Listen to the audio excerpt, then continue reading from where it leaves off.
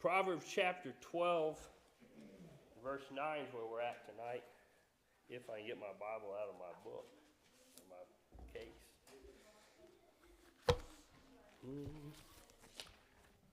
Proverbs chapter 12 and verse 9. So, Richard, what this is there's a whole lot more handout. We did the first 9 chapters of the book of Proverbs. And then what these are is we look at verses. We write your verses in that section. So we've got, if you're interested, we got these. So each one of these sections, that way people can go back and make a topical study. And so, anyway, we're trying it. See if it works. I think it's a good idea. It's complicated, though. Because I can't go in the same order, flipping back and forth. But that's all right.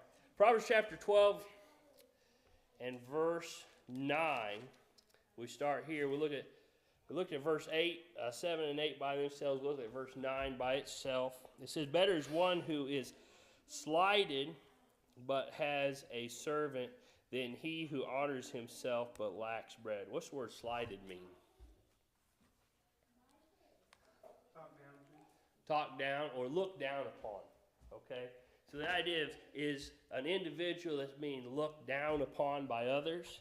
And so here is better is the one opposed to the one who honors himself who has a servant.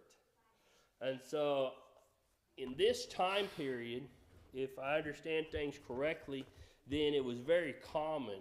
And we look at a lot of history of this period, but also of the Israelite nation. Was it common for them to have servants? Okay. A lot of times they're described, or the word slave is used, right? And so we understand from God's laws and how they were supposed to be treated. They're supposed to be treated well. A lot of times when we hear the word slave, we think about someone that is going to be beaten and locked up in some cave somewhere and barely see the light of day. But the Israelites, they weren't allowed to be like that. They were supposed to treat them like employees and treat them well, provide for them, take care of them. But also a person that had a servant would also show that they had good fortune, maybe? Good fortune.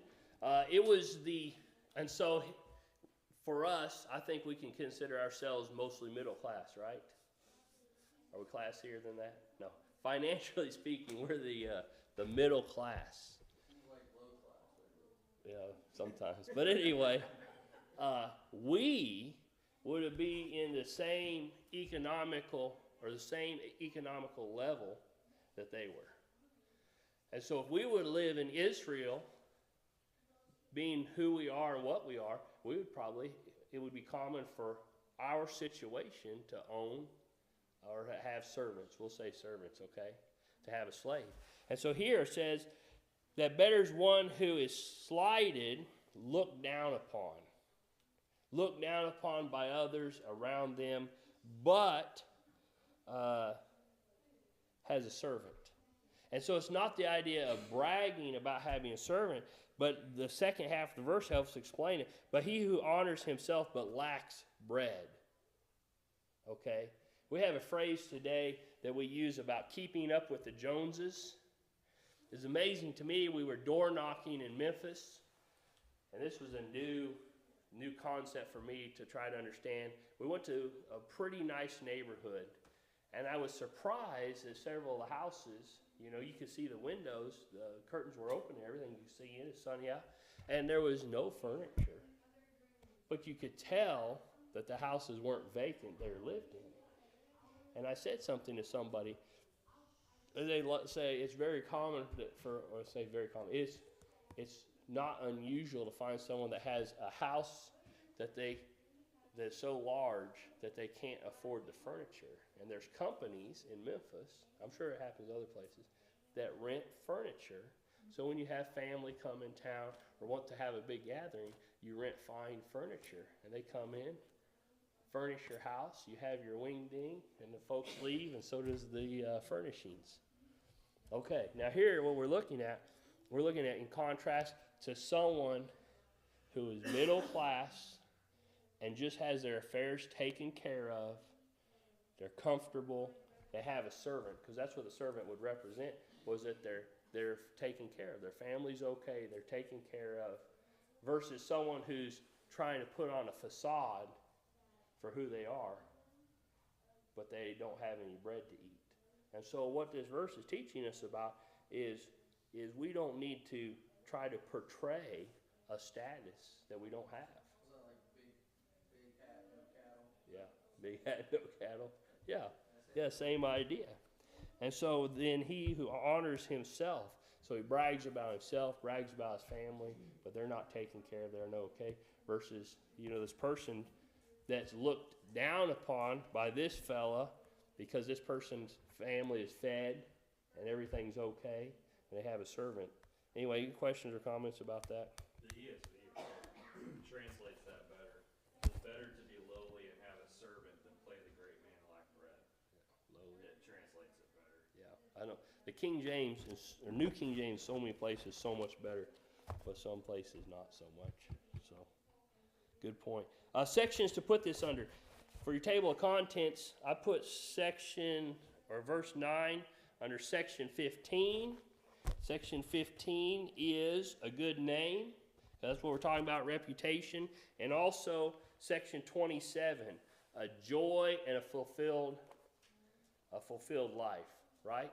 Because a person that is looked down upon, even though he's looked down upon by some, when he goes home, he knows his family's provided for, he's taken care of, everything's okay. Other places you might put it, maybe home life, section 18. Any place else? 3. Yeah, pride. That'd be a good place for it. That's right. All right, any questions or comments about this? We'll go on to verse 10. Verse 10. I'll move my marker to the next page. All right. It says, "A righteous man regards the life of his animal, but the tender mercies of the wicked are cruel." That word regards, alternate translation for that is knoweth, to know. And so you think about that and you look at this. We're talking about we've talked about other sections to put under the human heart compassion, right? You think about that, compassion.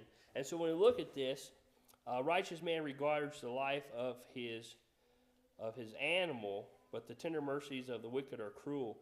Some things to look at. You go to Deuteronomy 25, verse 4. Deuteronomy 25, 25, verse 4.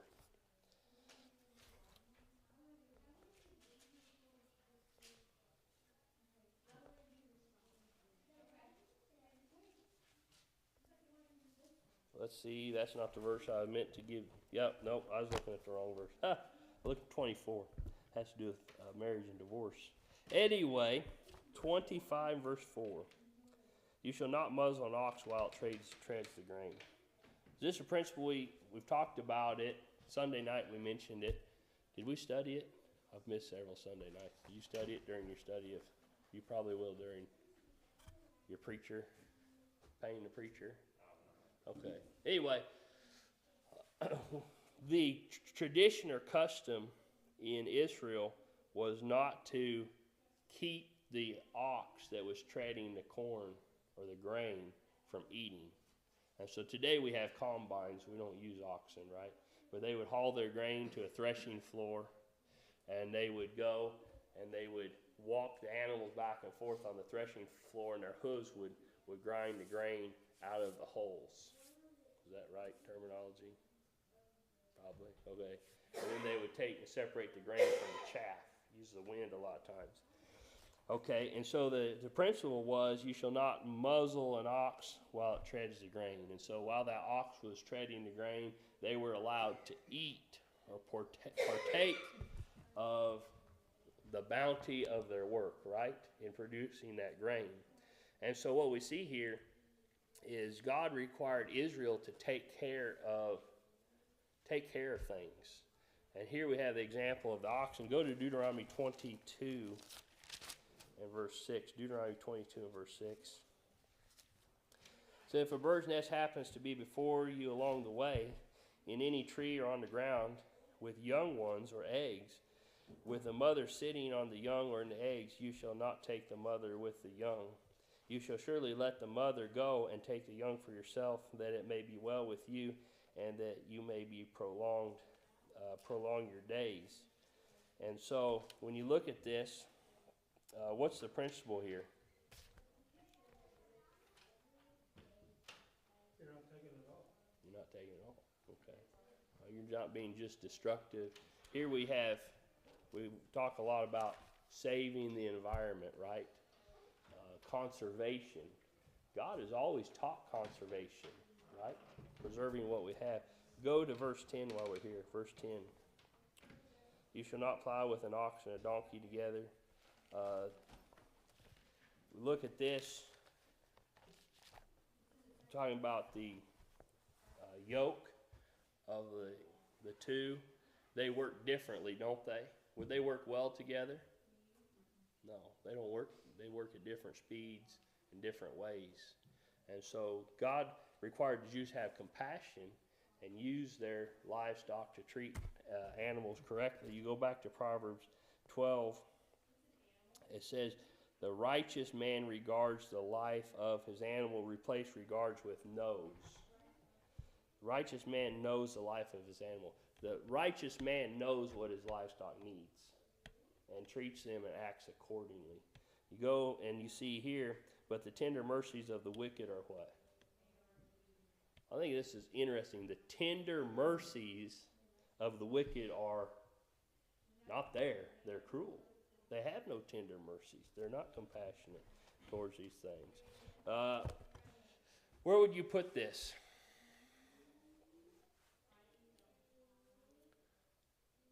I put under section 7. Section 7, human heart self-control.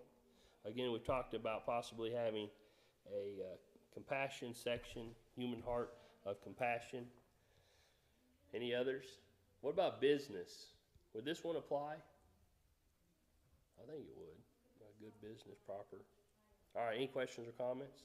All right, verse 11. It says, he who tills his land will be satisfied with bread, but he who follows... I struggle with that word.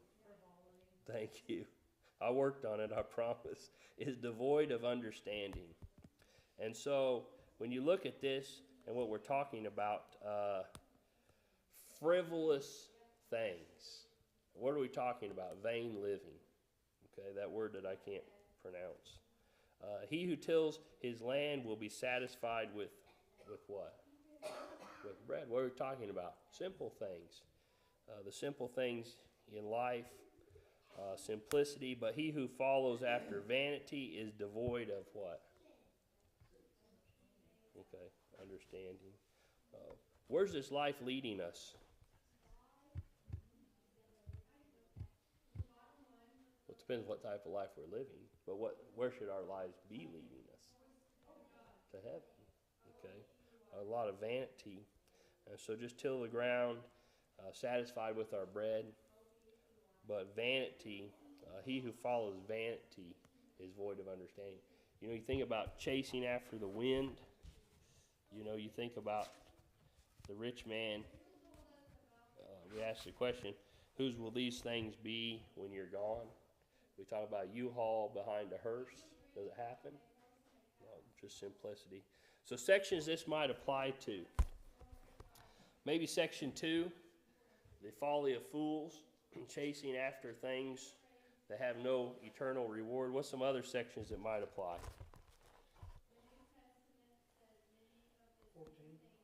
14. Business, yeah.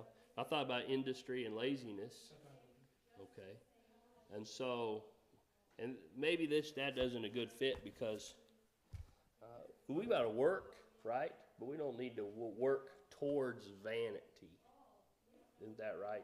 You got to stay busy. I think the prior part of that is you're doing it, be happy with what you got versus look what I've got. Yeah. I think that's the difference in the attitude there. One of them's looking at it like, look, see what I'm making, see what I've got. Yeah. And the other guy's just going out there doing what he does. Yep, that's a good point. I didn't, but but these are your notes too, right? Yeah, home life. What about That's the other one I had, yeah, 27. Joy and fulfilled life.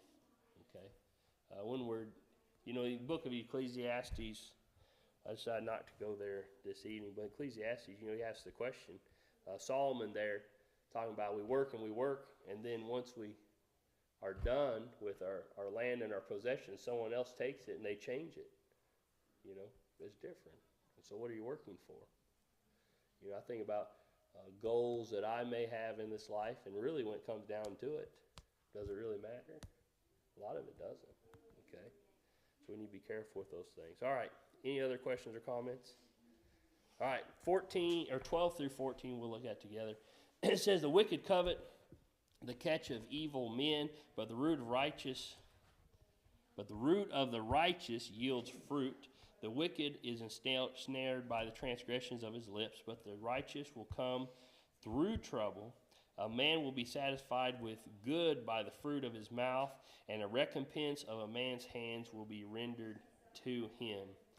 Several things, but one thing that stood out in this section of Scripture is what? The mouth or the tongue. You look at that. But you go back and look at verse 12. It says, the wicked covet the catch of evil men. What's it mean to covet? Okay. Delight in. To covet, we talk about covetousness. I think Eric taught several lessons on that. Covetousness is to desire to the point of sin, right? It's all right for us to say, yeah, that'd be nice to have. When we want it so bad, we'll do things we ought not to do. It kind of goes back to chasing after, as we looked at in the last verse, chasing after vain things. That becomes our focus. The same idea here. So wicked covet the catch of what? They strongly desire what? The catch of evil men. Okay. So things that other people have, unrighteous things probably. It says, but the root of righteousness yields fruit. We look at the idea of a root, and we looked at we've talked about Psalm 1 through 3 quite a bit. But what's the man that's planted by the rivers of water? Who is he? Righteous or wicked? Righteous. We talk about that foundation that the roots of that tree offer, okay, because of the life that he's lived, his principles. It said the wicked is ensnared by the transgression of his what? Lips. Okay. And so you think about that. If all you say is the truth, are you going to get trapped or tricked? Shouldn't, right? So the wicked is ensnared by the transgression of his lips, but the righteous will come through trouble. Okay, we don't have to worry about that. We're not using our mouths to coerce. No, that's not the word. Coerce through the. Missed it. Can't get the word out. Anyway. Or use deception to get what you want. Yeah. We deceive here and we sneak over here, deceive here, and we run through life that way. What will happen? It catch up. Yeah, it always catches up to You're you. always trying to deceive everybody. You won't deceive anybody. You're gonna forget who you like. Yeah, that's exactly right. Yeah, it's interesting. Yeah, I think, and we can all think about several instances that are personal to us in our lives, where you saw somebody say something this time, and later on says the exact opposite. Say, wait a second, what happened? They don't know what they're saying. Jobs where employers will expect their employee, just lie to that person, just lie to that person. Oh yeah, all the Or time. I've had someone tell me once, you're gonna have to learn how to lie sometimes. Like, no. Yeah, that's not my job. Not my job. It's been a challenge. Yeah. It's been a challenge. Yeah. But I'm reminded of 1 Timothy 5:24, talking about that. Some men's sins are clearly evident, preceding them to judgment, but those of some men follow later. That's right. Sometimes what It's you're doing is easy for people to see, and then sometimes it's going to come along after you're gone. So what you're saying is it's either now or later. It's not never. Yeah, that's the case. Exactly right.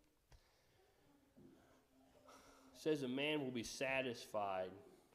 Satisfied. What's the word satisfied mean? Good. Content.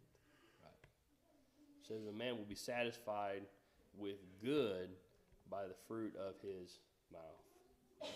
You always enjoy telling people the right answer. Do you always? Sometimes people ask you and you say, this is going to be difficult to share, right? Difficult news. But it said a good man will be satisfied. At the end of the day, are you comfortable with what you said? Should be, right? Even difficult things. Are you talking about like tough situations? Yeah, difficult situations, you know, where most people would lie their way out of it. Well, I don't know anything about that, or that's not really what happened. Like parent-teacher conferences. Parent-teacher conferences. Yeah. Your kid, well, anyway, yeah, that's the thing. The truth's always the truth. Okay.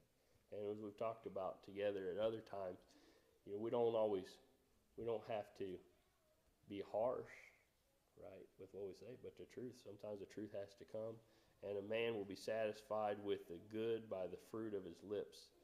The idea of fruit here, the fruit of his mouth, what are we talking about? What's the difference between the fruit of our lips versus things like gossip? What is fruit? An apple, an orange, a grape. What are we talking? Positive things you're saying, the things that are right. That's right. Versus the things that are either Yeah. hurtful or wrong. Yeah. It's the reward, isn't it? You think about when you go plant a field or a vineyard or an orchard, what's the fruit? It's the reward of the effort. Okay? And so it's a good consequence from the actions that preceded. And so, when you look at that, he says, a man will be satisfied with the good by the fruit of his mouth. What he says is building things up, isn't it? It's beneficial. It says the recompense of a man, what's recompense? The idea of being payment or paying back, okay? It says the recompense of a man's hands will be rendered to who? To him. Just like Holly said, it's going to come back around. It may not be today. It'd be today or tomorrow, but it won't ever be never. Okay. Any questions or comments? Oh, we've got verses to put with this. We're talking about work ethic of the righteous. That's what I titled this. The work ethic of the righteous. I know these verses don't specifically have to do with just work, but we're talking about everything we do. And I thought about this as we went through this chapter. And we'll look at it a little bit further here in a couple of verses. But here's the thing. When you think about works, what do we often think about as far as works? Mowing somebody's grass, taking them food, right? Door knocking. But when do we think about a work as the things that come out of our mouth? Think about that. Those apply, don't they? Those apply. And so we think about the work ethic of the righteous. And so not only we're talking about the industry, but we're talking about the ethic with which we work.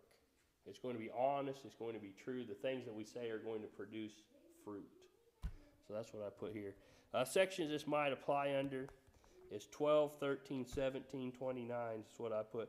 And so 12 would be poverty and wealth. And so we saw that in verse 12. The wicked covet the catch of evil men. What should we be after? Our own catch from righteous men. That should be our fruit. 13, industry and laziness. We should be working righteously towards things. And we put 17, generosity versus greed. Right? Generosity versus greed. We should be willing to give, not always desiring what others have. And then a fulfillment of life, section 27. Any other sections people would like to add to that? Nope. Nope. I should have. A lot of it has to do with the tongue. I also put 29, judgment. Okay? And that's what goes back to what Holly mentioned. All right, anything else? Verses 15 and 16 we'll look at together. It says, the way of a fool is right in his own eyes, but he heeds counsel is wise. A fool's wrath is known at once, but a prudent man covers shame. And so we look at this. The fool versus the wise man is right in whose eyes? Okay. I thought about an example, a biblical example. If you go to Exodus 18, and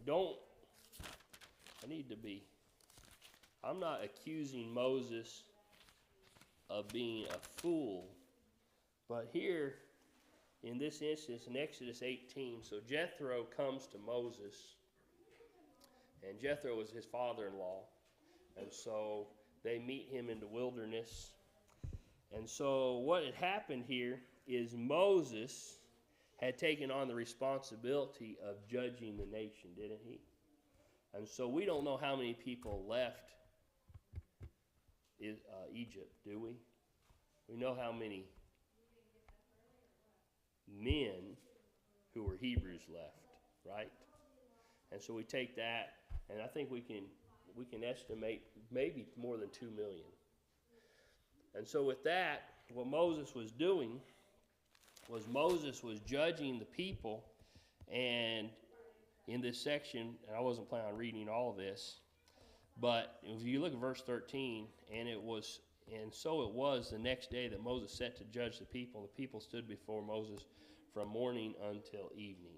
What does it mean that he was standing before the people judging them? Okay. What we have is you have the nation of Israel, the Hebrew people at this time, were going to Moses, going to small claims court about all the little problems they had with their neighbor. Okay. Our court system in our county is overwhelmed. We've got 8,100 people in the county. Can you imagine how overwhelmed Moses was with all the little things?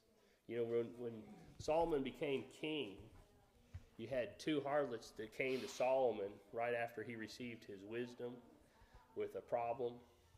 So can you imagine all the problems that Moses had to deal with, right? How many times do you think Moses wanted to say, just grow up, guys, right? Anyway, but what happens is, verse 17, Moses' father-in-law said to him, what's he say? The thing that you're doing is not good. Was Moses trying to do the right thing by judging the people and helping to solve problems? Yeah, absolutely. Was it that the nation didn't need judges?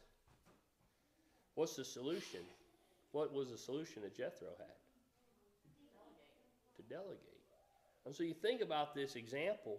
Here you have the most qualified man in the world to lead God's people, which was Moses, wasn't he? And when you look at this, it says, the way of the fool is right in his own eyes, but he who heeds counsel is wise. What do we see after this event? He delegated. Why? Was it Moses' idea? So you think about this. The best suited man in the world that leads people, or lead God's people, didn't have the solution to the problem. His father-in-law came in and said, hey, this is what I think you need to do. Was he right? No.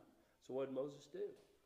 He said, God put me in charge of these people. No, he said, he changed. I think it shows the importance of, we are listening to those that are experts in that area, Mm-hmm. and using that knowledge. Yeah. That's why they always had advisors.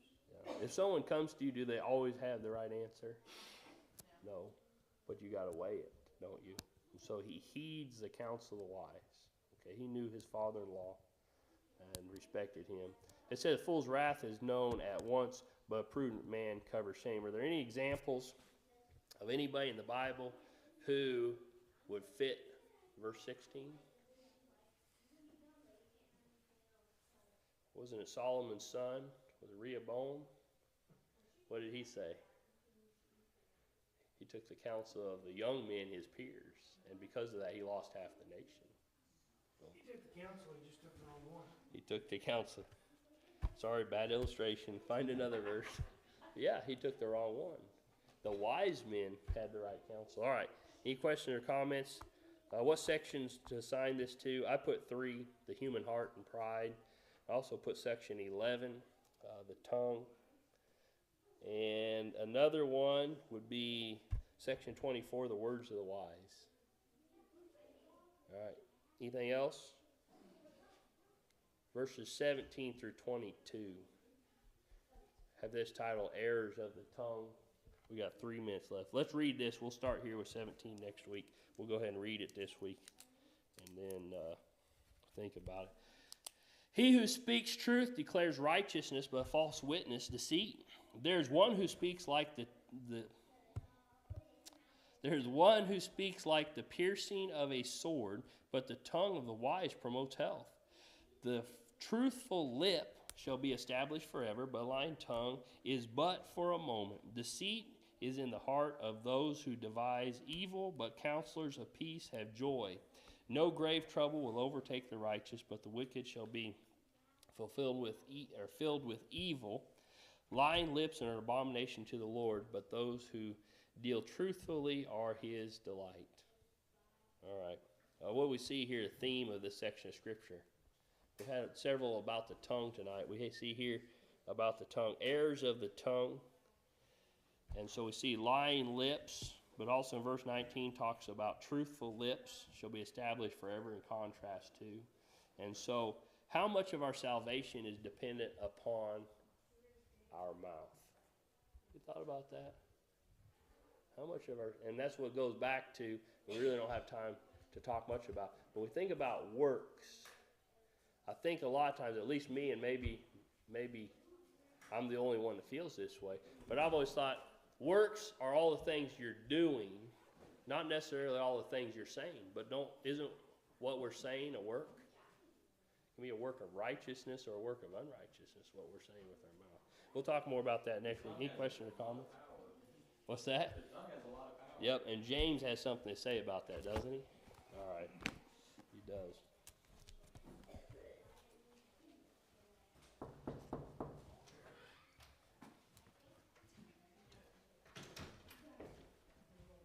It's a new tradition.